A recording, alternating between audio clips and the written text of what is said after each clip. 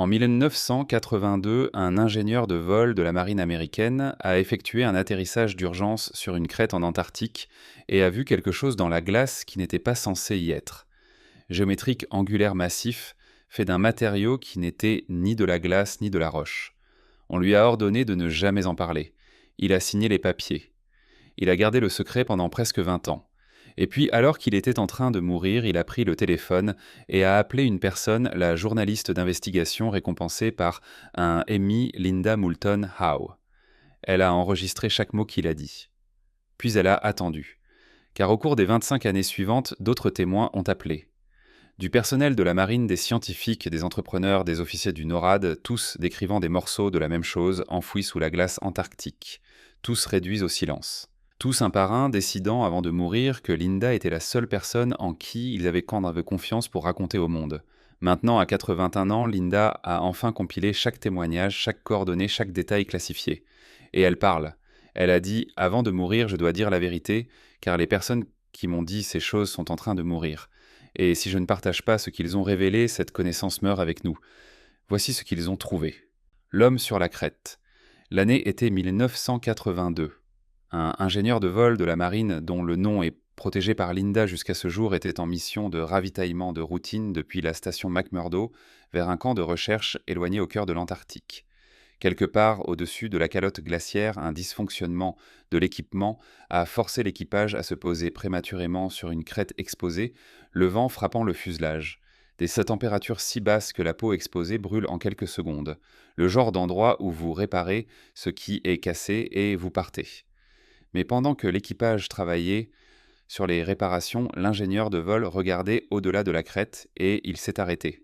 Quelque chose n'allait pas avec le paysage. Sur une élévation lointaine des formes brisées de l'horizon qui n'appartenaient pas. Géométriques symétriques trop régulières, trop angulaires, trop précises pour être des formations de glace. Il s'est approché assez près pour voir ce qui ressemblait au sommet d'une structure massive partiellement exposée, là où le vent et le temps avaient dénudé la glace. C'était angulaire, c'était solide, et c'était fait de quelque chose qui n'était clairement pas naturel. Avant qu'il puisse y accéder, la radio a grésillé. Ordre, retourner à McMurdo immédiatement. Pas d'explication, pas de discussion. Quand ils ont atterri, des officiers du renseignement attendaient. L'équipage a été séparé, interrogé individuellement, et on leur a dit que leurs journaux de vol étaient désormais classifiés. Ils ont signé des accords de non-divulgation supplémentaires et on leur a donné une instruction. Cela ne s'est jamais produit. Maintenant, voici ce que vous devez comprendre sur Linda Moulton Howe.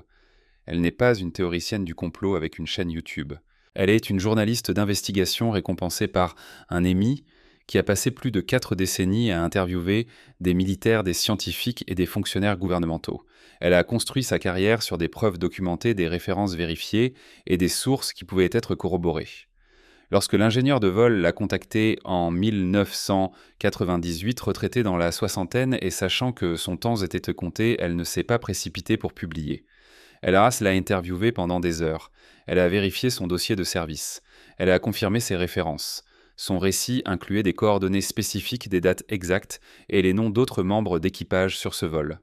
Tout était vérifié, mais Linda savait qu'un seul témoin ne suffisait pas, alors elle a classé son témoignage. Elle n'en a parlé à personne et elle a attendu.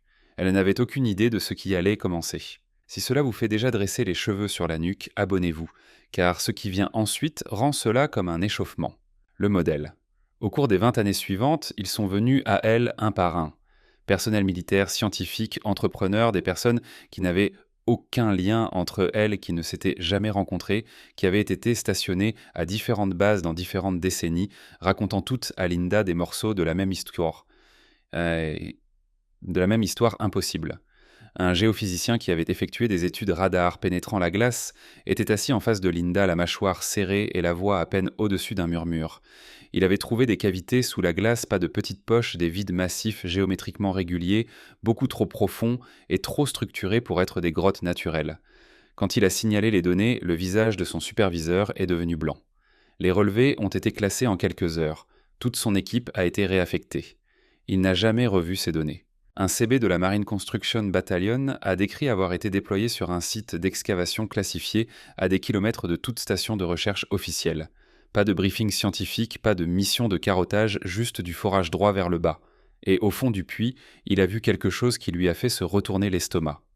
Des structures métalliques, des murs qui semblaient fabriqués, des surfaces trop lisses, trop délibérées, trop parfaites pour être géologiques. Il les a fixées et a pensé quelqu'un a construit cela. Un scientifique de la base Esperanza en Argentine a dit à Linda que des équipes de recherche avaient parfois extrait des artefacts de carottes de glace datant de plus de 12 000 ans. Chaque fois, du personnel militaire arrivait confisquer les échantillons et les faisait disparaître. Pas de journaux, pas de rapports, pas de publications. Disparu. Un pilote qui a effectué des missions à travers le continent a décrit une zone interdite qui n'existait sur aucune des cartes publiques.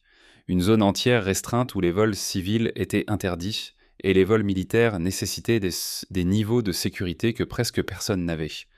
Quand il a demandé à un supérieur ce qu'il y avait là-bas, la réponse était brève. Recherche sensible, arrêtez de poser des questions. Aucun de ces gens ne se connaissait. Aucun d'eux n'avait vu les autres interviews de Linda. Mais chaque témoignage pointait vers la même conclusion. Quelque chose d'ancien et de structuré était enfoui sous la glace antarctique et plusieurs gouvernements en étaient au courant. Linda était assise avec tous ses récits étalés sur son bureau et ressentait le poids de ce qu'elle tenait. Ce n'était pas une seule histoire. C'était un modèle qu'elle ne pouvait pas ignorer et qu'elle ne pouvait pas encore prouver. Mais ensuite, quelqu'un l'a contactée, qui a tout changé. Le témoignage qui a tout changé. C'était en 2016. Linda a reçu un message de quelqu'un qu'elle décrirait plus tard comme la source la plus crédible qu'elle ait jamais interviewée dans toute sa carrière. Un ancien officier du NORAD. Accréditation classifiée. Membre d'une opération en Antarctique au début des années 2000 qui n'apparaît dans aucun dossier public. Son identité est celle que Linda a protégée plus férocement que tout autre.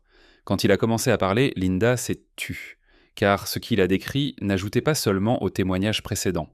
Cela les reliait. Chaque récit isolé, chaque fragment, chaque détail inexpliqué de 20 ans d'interview s'est soudainement verrouillé en place comme des pièces d'une machine qui s'emboîte. Selon son récit basé sur ce qu'il avait été informé et ce qu'il avait personnellement observé sous la calotte glaciaire de l'Antarctique occidentale à une profondeur d'environ 2 miles, il existe plusieurs structures d'origine artificielle, pas des anomalies géologiques, pas des formations de glace, pas quoi que ce soit qui appartiennent à un manuel de géologie. Des structures construites par quelqu'un conçu avec intention et précision. Et elles sont anciennes, bien plus anciennes que la glace qui les ensevelit. Elles précèdent la dernière glaciation, ce qui signifie qu'elles ont été construites lorsque l'Antarctique était un continent vert et tempéré avec des rivières et des forêts. Il y a plus de 12 000 ans. Laissez cela s'imprégner un instant. Plus de 12 000 ans. Cela fait des milliers d'années avant Sumer. Des milliers d'années avant la première dynastie égyptienne. Avant chaque civilisation que nous avons jamais qualifiée d'ancienne. Il a dit à Linda que ces structures avaient été détectées pour la première fois dans les années 1940 lors de l'opération High Jump, la massive expédition antarctique de 1946 à 1947, dirigée par l'amiral Richard Byrd. Officiellement, la mission visait à établir des bases de recherche et à former du personnel aux conditions polaires. La réalité classifiée selon cette source était tout autre.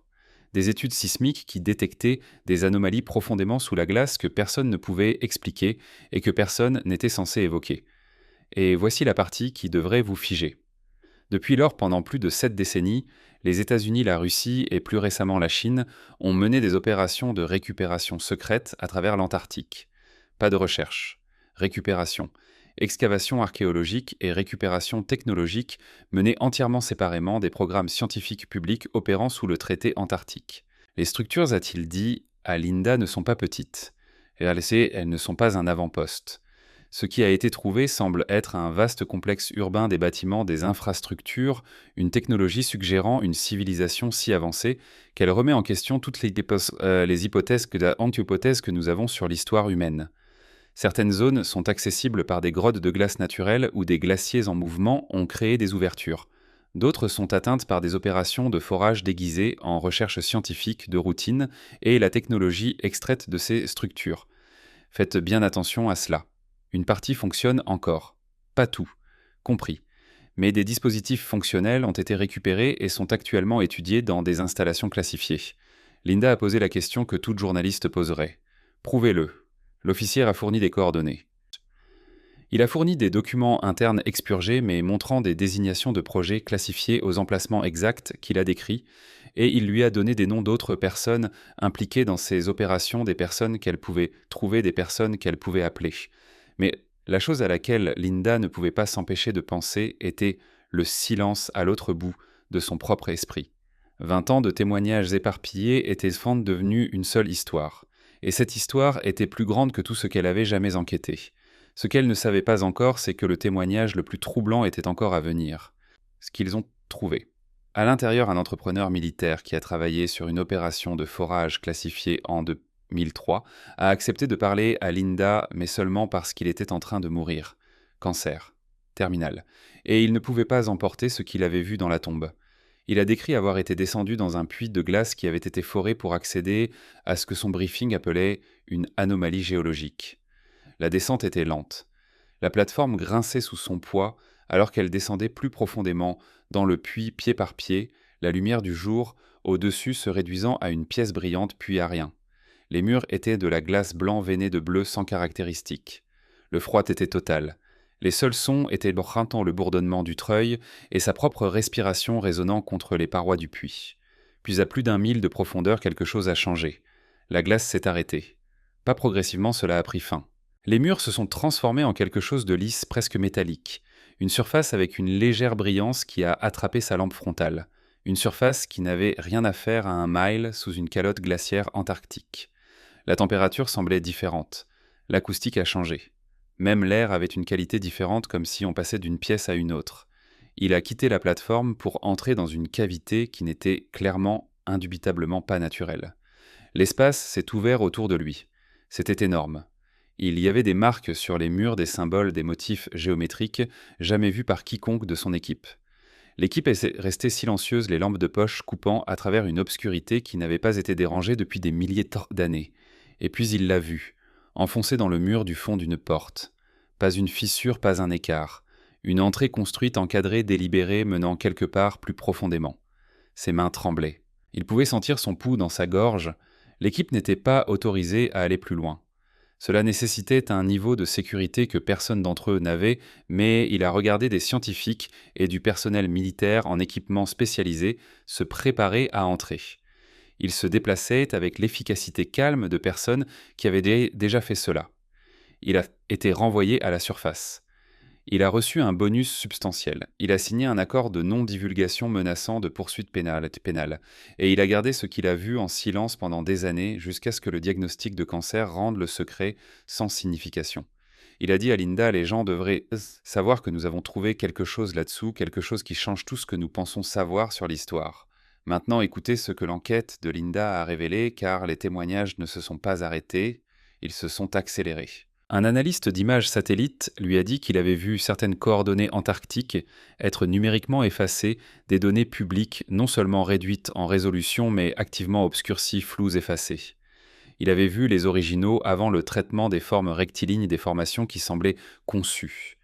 Il était assis à son bureau regardant des structures qui ne devraient pas exister. Et quand il en a parlé à ses superviseurs, on lui a dit que ces zones étaient certaines soumises à des protocoles d'accès spéciaux, pas de son ressort. Un scientifique des matériaux qui a brièvement analysé des échantillons provenant d'opérations de récupération en Antarctique a décrit des alliages ne correspondant à rien dans aucune base de données connue, une résistance à la corrosion hors du commun des équipements trouvés dans des manifestes qui ne correspondaient à aucune mission de recherche connue. Des outils d'excavation industrielle, des conteneurs de transport scellés, avec des escortes militaires armées, des expéditions acheminées par le biais des canaux du ministère de la Défense totalement en dehors de la supervision scientifique. Chaque nouveau témoin ajoutait quelque chose de plus troublant que le précédent, des symboles gravés dans des murs que aucun linguiste de son équipe ne pouvait décoder. Des équipements électroniques qui devenaient fous près de certains sites d'excavation, des instruments tournant des relevés, grimpant à cause d'interférences électromagnétiques sans source identifiable, et puis la revendication qui a envoyé des ondes de choc à travers tout le réseau de Linda. Plusieurs sources ont confirmé indépendamment que des artefacts récupérés avaient été transportés vers des installations américaines classifiées pour rétro-ingénierie, pas pour études rétro-ingénierie. L'image n'était plus fragmentaire. Elle était énorme et elle criait d'être racontée, mais le raconter signifiait risquer tout ce que Linda avait construit en 40 ans. Le silence. En 2020, Linda avait plus de 15 témoignages crédibles, des coordonnées vérifiées, des noms et affiliations confirmées, un corpus de preuves qui, prises ensemble, pointaient vers l'un des secrets les plus conséquents de l'histoire moderne. Et puis ces sources ont commencé à mourir une par une. Les personnes qui lui avaient confié les secrets les plus dangereux de leur vie manquaient de temps. L'ingénieur de vol de la marine L'Homme sur la Crète, celui qui a tout commencé avec un appel téléphonique en 1998 et est mort en 2019. Linda a reçu la nouvelle et est restée silencieuse. Puis l'officier du NORAD, sa source la plus importante, l'homme dont le témoignage unique avait relié 2 décennies de récits épars en une image stupéfiante. Il est mort en 2022. D'autres étaient en déclin rapide, alités à l'hôpital en soins palliatifs avec des souvenirs qui s'effaçaient. Et Linda, maintenant dans la soixantaine, a compris quelque chose avec une clarté brutale. Elle devenait la dernière personne vivante à détenir tous ces témoignages, le dernier fil reliant les témoins au monde. Cette réalisation l'a changée. Cela ne l'a pas seulement motivée, cela l'a terrifiée. Car si elle attendait plus longtemps 25 ans d'enquête, le travail de toute une vie, d'une douzaine d'hommes mourants qui avaient choisi la vérité plutôt que le silence disparaîtrait envolé, comme si rien de tout cela n'avait jamais eu lieu. Elle a déclaré dans une interview en 2023 : « J'ai réalisé que si je ne racontais pas cette histoire complètement avec tous les détails et toutes les sources que je pouvais nommer de manière responsable, alors elle mourrait. Ces hommes m'ont fait confiance. J'ai la responsabilité de m'assurer que leurs témoignages survivants. » À la fin de 2023, elle a commencé à assembler ce qu'elle appelle le rapport antarctique complet. Chaque témoignage, chaque coordonnée, chaque nom d'opération, chaque pièce de preuve recueillie au cours de 25 ans d'enquête. Et au début de 2024, elle a publié des portions via earthfile.com. Elle a publié des coordonnées spécifiques où des témoins ont signalé des structures exposées ou des points d'accès souterrains. Elle a partagé des documents déclassifiés de l'opération High Jump avec des sections expurgées, laissant entrevoir des objectifs bien au-delà des stations de recherche. Elle a présenté des transcriptions de témoignages anonymisés avec suffisamment de détails. Taille de référence pour établir la crédibilité, elle a compilé des images satellites montrant des données artificielles, un obscurcissement sur les zones exactes que ses sources avaient identifiées. Et elle a lancé un défi direct. D'autres nations ont des satellites. Des chercheurs indépendants disposent de radars pénétrants de la glace. Des scientifiques travaillent sur ce continent chaque jour. Si ces témoignages sont vrais, les preuves sont là. Elle a dit au monde, ou regardez. Maintenant voici la partie qui m'empêche de dormir la nuit. La réponse de chaque gouvernement impliqué était identique. Total, absolu, silence. Pas de démenti, pas de correction, pas de poursuite, pas de déclaration officielle de quelque nature que ce soit. Rien. Juste un silence si complet qu'il semblait délibéré. Parce que c'était le cas. Réfléchissez à cela. Une journaliste récompensée par un Emmy accuse publiquement plusieurs gouvernements mondiaux de mener un camouflage de 70 ans impliquant des structures anciennes et une technologie récupérée sous la glace antarctique. Et aucun gouvernement ne dit un mot. Pas un seul démenti.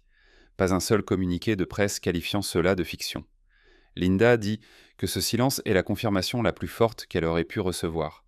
Si elle mentait, la discréditer serait facile. Une seule déclaration officielle mettrait fin à tout cela. Mais aborder son enquête force un choix que aucun gouvernement ne veut faire. Confirmer ce qu'elle révèle ou expliquer pourquoi des dizaines de militaires et de scientifiques crédibles fabriquent tous indépendamment la même histoire. Alors ils ne disent rien. Et le silence devient de plus en plus fort. Des chercheurs indépendants ont commencé à fouiller. Des analystes de satellites amateurs ont examiné ces coordonnées et signalé des anomalies. Des scientifiques ont soumis des demandes de données radar historiques des zones qu'elle avait identifiées. La plupart des demandes ont été refusées, classées comme matériel de sécurité nationale pour des données géologiques d'un continent supposément dédié à la recherche scientifique pacifique. Un ancien employé d'une station antarctique s'est manifesté publiquement pour soutenir les affirmations de Linda, déclarant ce que quiconque ayant travaillé sur ce continent pendant de longues périodes sait déjà. Il y a des zones où vous ne devez pas aller, des questions que vous ne devez pas poser, et des opérations militaires classifiées qui n'ont rien à voir avec la science se déroulant juste à côté des programmes de recherche que le public voit. Les implications, si même une fraction de cela est exacte, sont stupéfiantes. Une civilisation suffisamment avancée pour construire des villes a existé il y a plus de 12 000 ans, des milliers d'années avant Sumer, avant l'Égypte, avant chaque culture que nous considérons comme ancienne. Le progrès humain n'est pas l'histoire nette et linéaire qu'on nous a enseignée. La connaissance a été perdue, et elle est peut-être en train d'être silencieusement, secrètement récupérée en ce moment. Linda produit actuellement un documentaire complet présentant chaque témoignage dans son intégralité. Elle a déposé des copies de son enquête complète, y compris les noms des sources qui ont donné leur autorisation posthume pour identification auprès de plusieurs institutions pour que l'information survive quoi qu'il lui arrive. Elle l'a dit simplement: Je ne demande à personne de me croire. Je leur demande de regarder les témoignages. Ce sont de vraies personnes, de vraies références, de vraies expériences. Et si même la moitié de ce qu'ils m'ont dit est exact, nous vivons dans un monde très différent de ce que nous avons été enseignés. Ces témoins sont pour la plupart partis maintenant, mais leurs témoignages sont documentés, leurs récits sont préservés. Et Linda Moulton Howe, à 81 ans, a tenu sa promesse envers chacun d'eux. Elle a dit la vérité. Mais voici la question que je ne peux pas me sortir de l'esprit, et je ne pense pas que vous puissiez non plus. Si plusieurs gouvernements savent depuis plus de 70 ans qu'il existe des structures sous l'Antarctique, s'ils ont récupéré de la technologie d'une civilisation qui précède tout ce qui se trouve dans nos livres d'histoire, s'ils ont construit tout un appareil de secret autour de cela, tout en nous disant que ce continent n'est rien d'autre que de la glace et des pingouins, alors que cache-t-il d'autre? Et que se passera-t-il quand ils ne pourront plus le cacher? Si vous êtes arrivé jusqu'ici, vous savez déjà que cette chaîne ne détourne pas le regard des histoires qui contentent. Abonnez-vous, partagez cela avec quelqu'un qui a besoin de le voir, et nous nous verrons dans la prochaine vidéo, car ce n'est pas du tout fini.